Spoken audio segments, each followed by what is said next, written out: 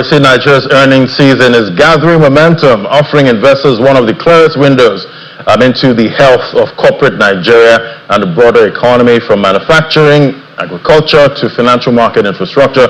The latest second quarter and half-year results paint a mixed but revealing picture.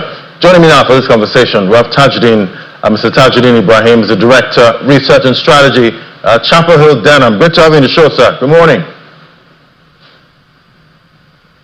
Thank you for having me on the show. Good morning.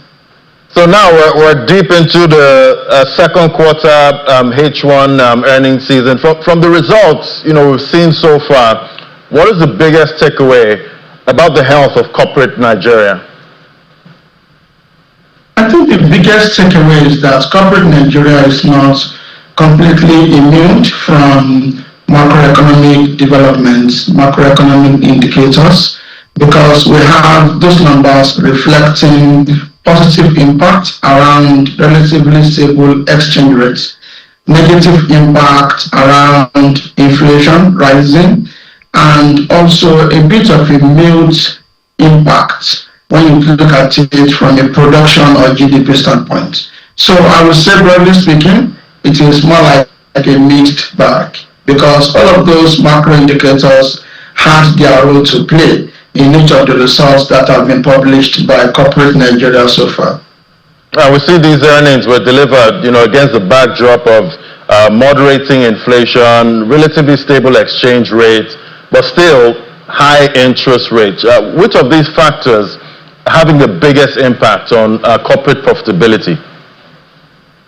So I think it is more of exchange rate stability, because the impact of exchange rate stability is a lot stronger compared to the impact of high interest rates. When you look at exchange rate stability, what it has done for corporates is to ensure that, number one, they are able to get FX for their businesses as at the time that they need it.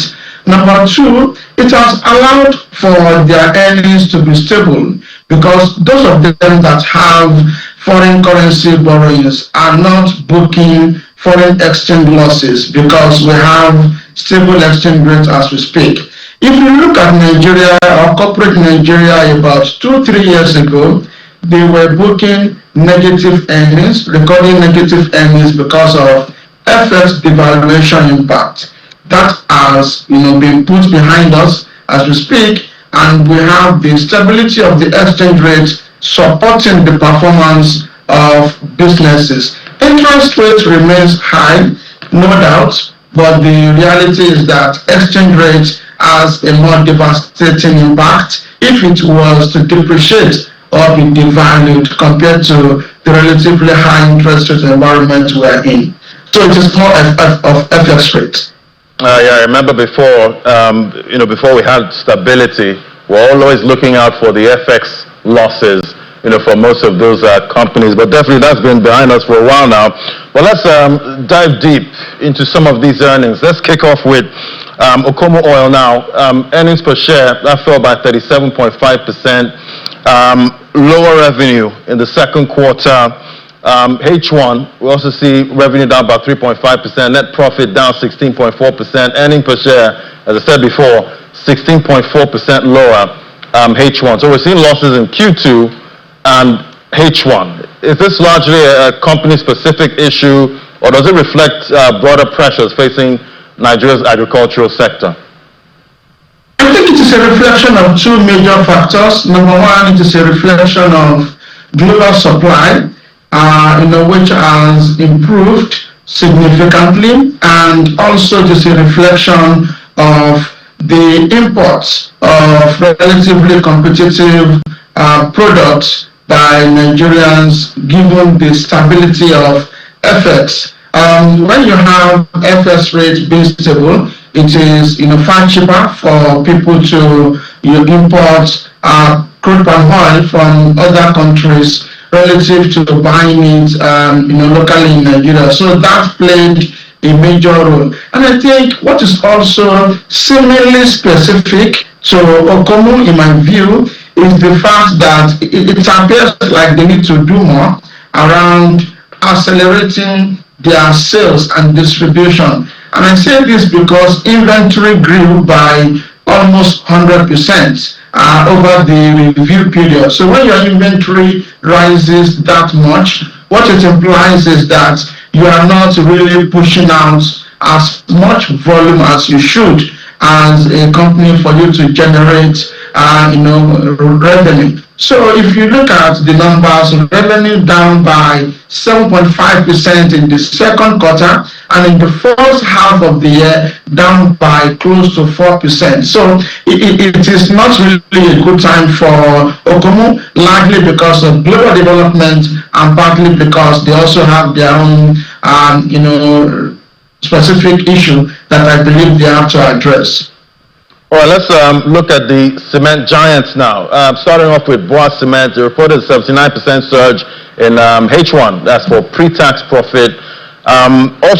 We see their profit before tax that rose from 214 billion to about 384 billion. Earnings per share, that's higher from 5.34 to 9.59.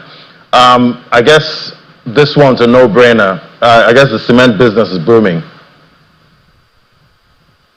Yes, absolutely. I think one thing we all have to recognize about cement businesses is that they have been able to raise prices significantly over the past 12 months. If you look at it from a 12-month standpoint, you would notice that there has been an increase in prices by about 50 to 100%.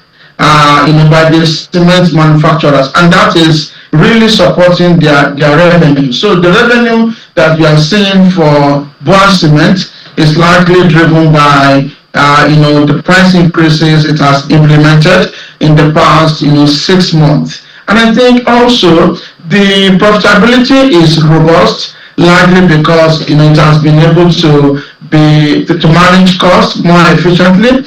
I reckon that is a major plus, for them. That is what, largely speaking, supported the 80% growth in PAT in the first half of the year, which is far better than what we forecast for the period. So we most likely are going to raise our forecast in-house because of the more compelling 80% PAT growth versus our forecast of 50%. So good numbers by Bois Cement, I must say. All right, so with infrastructure spending expected to remain strong, does the cement sector still have room for further earnings expansion going into the second half of 2026? Absolutely. I think the second half of this year is still going to be solid. For the cement manufacturers, my sense is that the downside risk for them is rainfall. So rainfall in the third quarter most likely can slow down demand and also slow down construction activities. But the reality is that in the final quarter, you most likely are going to see more demand, not largely from the government because it is an election period. They will be doing campaign, less implementation of projects to my mind, but when you look at the private sector, you can see an improvement in construction activities. So I would say the second half still looks good for the cement manufacturers in the country.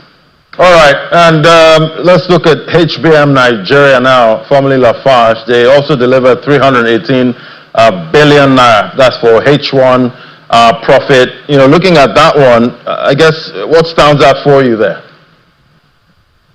Solid results published by HBM, and I think it is something that no investor, to my mind, should miss out of, particularly when you are looking at the reward that they are giving shareholders. They have announced a dividend per share, an interim one indeed of 16 naira. That translates to 4.4% dividend yield. It is not really common to find such a robust dividend yield in the market on an interim basis, not on a full year basis. So I reckon those numbers are very strong, and they are also indicative of new management impact, considering that they recently changed and in terms of ownership that HBM took over from Lafarge. More importantly, we are expecting them to complete very soon the expansion that they are doing in Shagamu. Shagamu is very central when you look at distribution of cement across West African regions, and also across the western part of Nigeria, and also across the eastern part of Nigeria, where cement is consumed the most when you look at Nigeria on a geopolitical region basis. So I see that Shagamu cement playing a positive role going forward in terms of the expansion impact and the expansion in revenue it will bring for HBM. So we are positive on HBM, and we believe investors should be buying that stock. The returns, to my mind, are very compelling.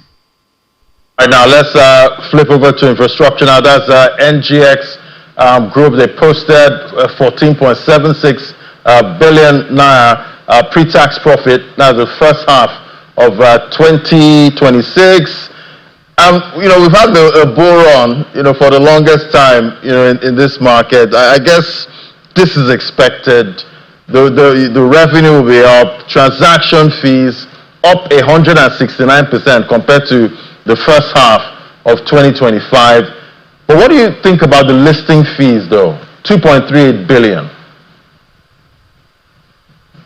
The listing fees, to my mind, is a reflection of additional listings that the exchange is witnessing. So we have a substantially better year, if I may put it that way, when you look at the NGX compared to the previous years. So having listing fees rising by 59% is a reflection of an increase in listings. That's number one. Number two, the outlook for listing fees, to my mind, is more compelling than what we have seen in the first half of the year. And I say this because we still have the listing of Dangote Refinery coming up.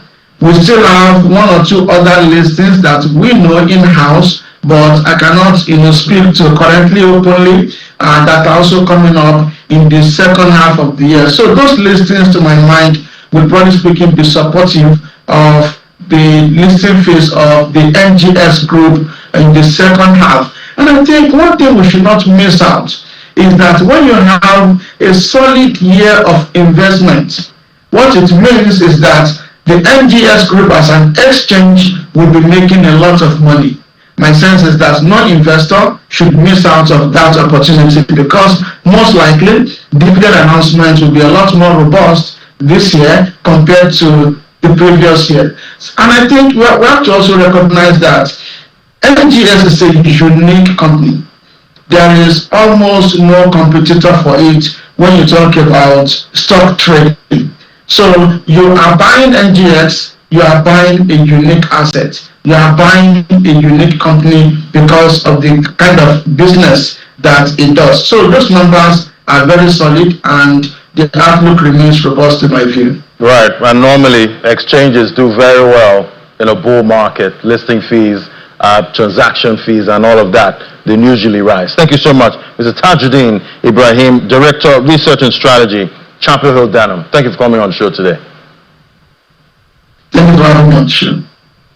All right, now let's get a check on what's happening in the global economy.